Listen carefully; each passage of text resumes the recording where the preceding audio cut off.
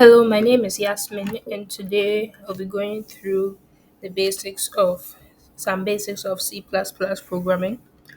This is the first video of a series of videos I'll be making on C++. Now, for a brief understanding, C++ is an object-oriented programming language. What that means is it uses objects, which are combinations of data and operations, as a single unit and performs operations on them. When in object-oriented programming, we have abstraction, I'll talk more about this in the subsequent videos. So for now, I'm just giving a brief understanding of them. We have abstraction. Abstraction basically hides the irrelevant or unnecessary data and only shows the useful parts. Then we have inheritance. Inheritance allows one class to inherit the properties or behaviors of another class. I'll talk more of classes too in the subsequent videos. We also have encapsulation. With encapsulation, it hides the internal or more complex workings and only displays the simple parts. And then polymorphism. With polymorphism, an object can take different forms or behave differently depending on the context. Now we're going to be going into the coding aspect of C++. I will be using code blocks as my IDE. There are different IDEs. You could use Visual Studio or C Lion. I'll be using IDE. I'll be using code blocks for this and other videos I'll be making about C++. So first of all, we have to create a new program.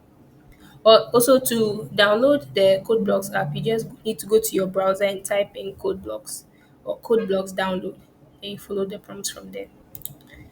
So we are creating a console application, C++.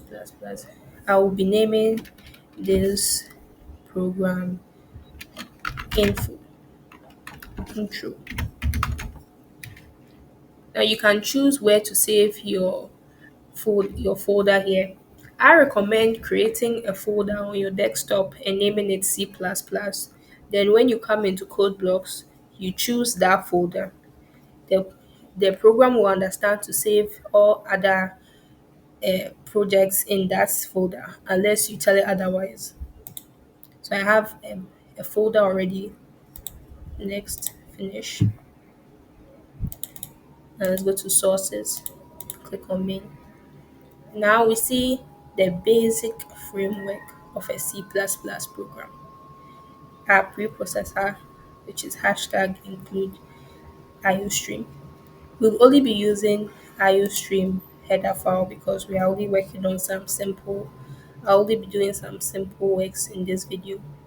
Then we have our namespace std. This is our standard library.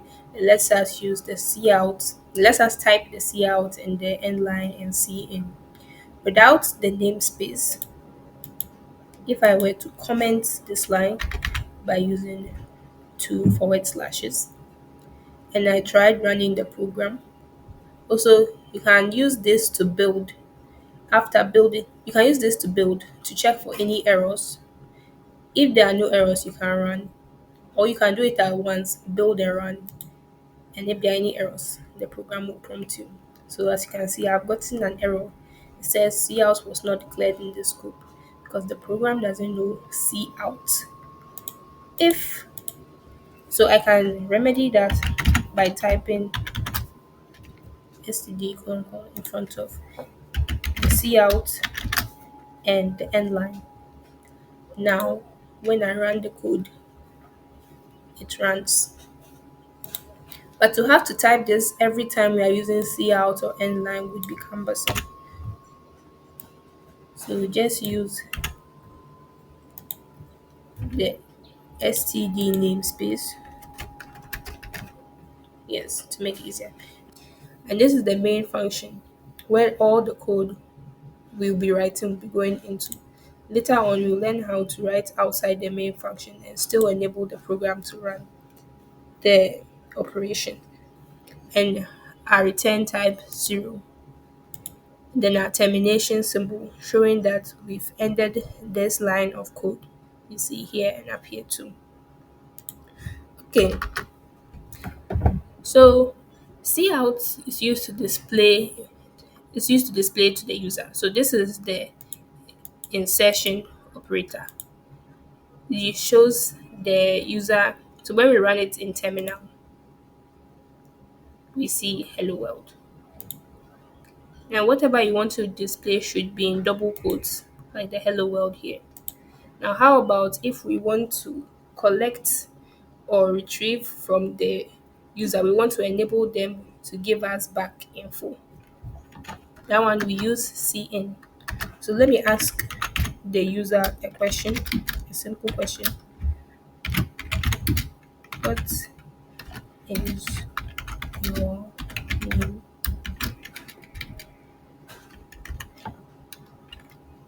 Then terminate. Now we use cin, then we use the extractor, and then we type name. But this will give us an error. Why? Because the program doesn't know this variable name. So we first have to declare it. We use a string because it will be a collection of letters, name, and then terminate. So now the program knows what name is. Let me go ahead and run. What is your name? Yasmin. And then end the program. Now you can also make it display. So cout. Let's say hello.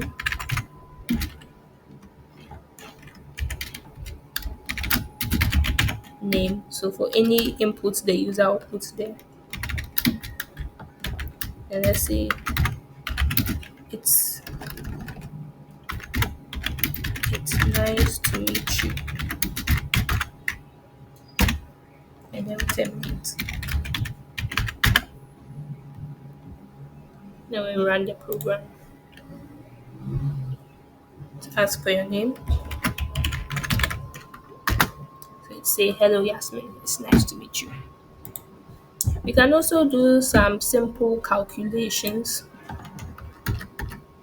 Let's first declare the data type. Let's make it an integer. Let's say int a and int b. Once you get the hang of this, you can be doing more complex calculations. Now let's ask the user to input values. Insert, please insert a number. Terminate. I will not be using end line because I want the answer to be on the same line as the question. So I see cin a, and now cout. We ask the user to insert another number.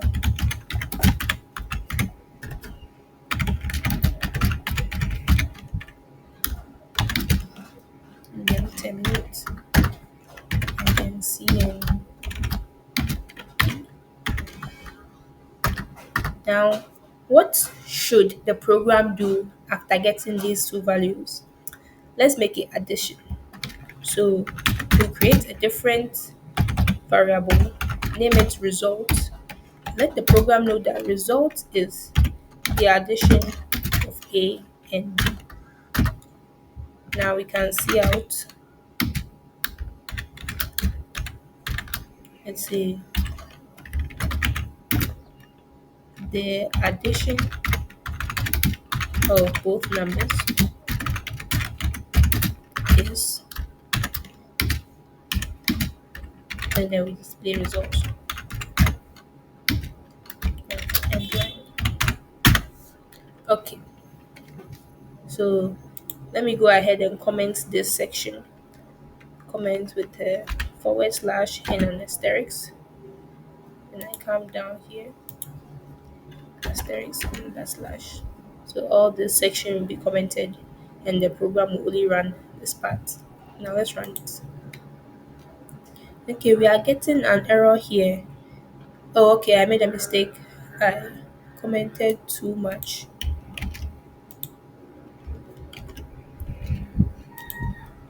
Okay, let's run the code now. So please insert a number 2, another number 2. The addition of both numbers is 4. You can change the you can change the operation from addition to subtraction or multiplication, division, modulo. And then in subsequent videos, I will show you how to give the user the choice to choose any operator. So the user will choose an operator and insert the numbers. So that would basically be a calculator. Yes. So now we've seen what has happened. We run the code and we get our output. But what is actually happening internally? So once we run the code, the compiler checks for any errors. So I mean, let's create an error. Okay, we are getting an error. So it's not going any further than that. So you have to fix the error. And once you fix the error and you run, and the compiler sees that there are no errors, it then transforms the code to machine language. After being changed to machine language, the linker combines the machine language to your system resources. So it saves it in your memory and then it executes the code. So all that happens before your code can be executed. Mind you, the compiler only checks for syntax errors to make sure the code actually runs. But as to whether it runs the way you want it to or not, you will have to check after the code has run to fix any bugs that you find. An error like that is a schematic error, one where the code runs but it doesn't run the way you want it to. Okay, so this has been today's brief understanding of C++. In our subsequent videos, we will be looking at other operations and functions. We'll be looking at namespaces and arrays to help you get a better understanding of what you can use this language for. Once you get the basics, you can combine them and do other things. Thank you.